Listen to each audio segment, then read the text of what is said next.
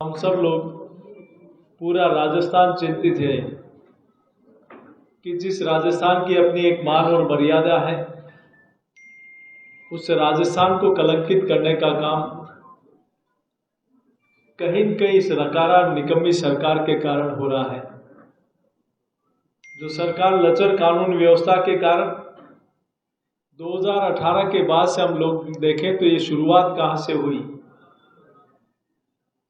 एक पत्नी पति के सामने पत्नी के साथ दुराचार हो जाए और वो मामला भी तब बाहर आता है जब वीडियो पब्लिक के बीच में आ जाता है। बाकी कहीं के लोकसभा चुनाव के कारण दबाव बनाकर उस मामले को दबाया जाता है। दलित समाज की उस महिला के साथ न्याय देने के बजाय पीड़ित के साथ अत्याचार होता है, जबकि न्याय होना चाहिए।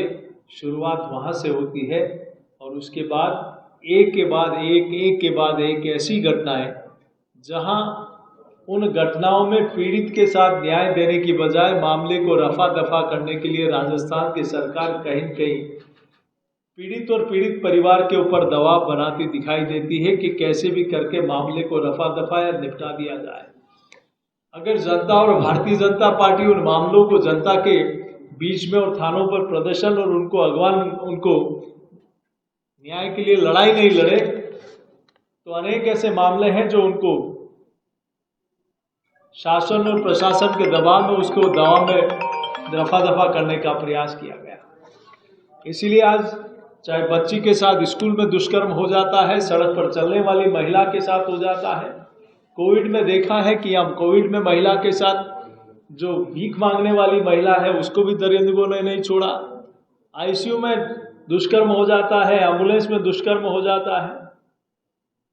और कोई महिला अपने साथ हुए दुष्कर्म के लिए किसी एसीपी के साथ जाती है, न्याय के लिए जाती है, तो वो भी रिश्वत में अश्वत मांग लेता है। तो इससे स्पष्ट लगता है कि कहीं न कहीं ये सरकार इन मामलों को और जवाहरगढ़ की घटना ने सबको हिला दिया, जब एक महिला का जला हुआ शव देखते ही रूह कांप जाती है।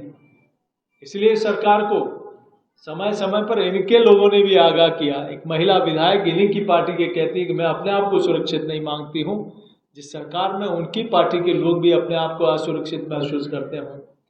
और एक मंत्री ने तो इनको आईना दिखाया तो उनको रातों रात हटा दिया। और मैं सोचता हूँ उन्होंने कहा कि मुख्यमंत्री जी और इनके अनेक मंत्री दुष्कर्मी हैं, अगर नहीं है तो अपना नार्को करा। एक भी माइकालाल आज दिन तक आगे नहीं आया, तो ये मौन स्वीकृति किसको दर्शाती है।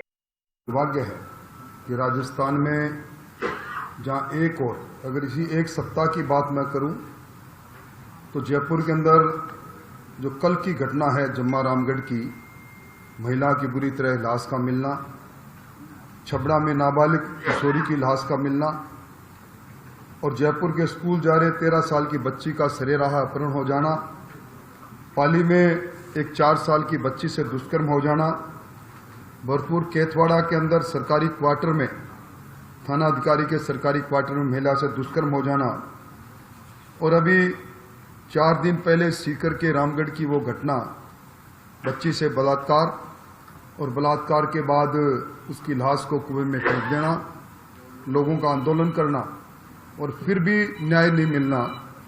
ये घटनाएं हम आए दिन देख रहे हैं। हमारी बच्चियों को, हमारी बहनों को वस्तुओं की तरह बेचा जा रहा है।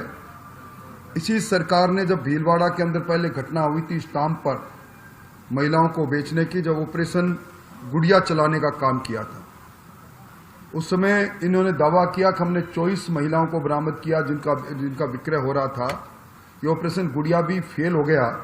ये सरकार पूरी तरह कानून व्यवस्था के साथ साथ महिला दुष्कर्म के अंदर दोषी इसलिए है कि ये पहली सरकार है जिस सरकार में मुख्यमंत्री जी ने पूर्णकालिक गृह मंत्री अपने पूरे कार्यकाल के दरमियान किसी को दायित्व नहीं दिया, खुद ही गृह मंत्रालय को संभाले रहे।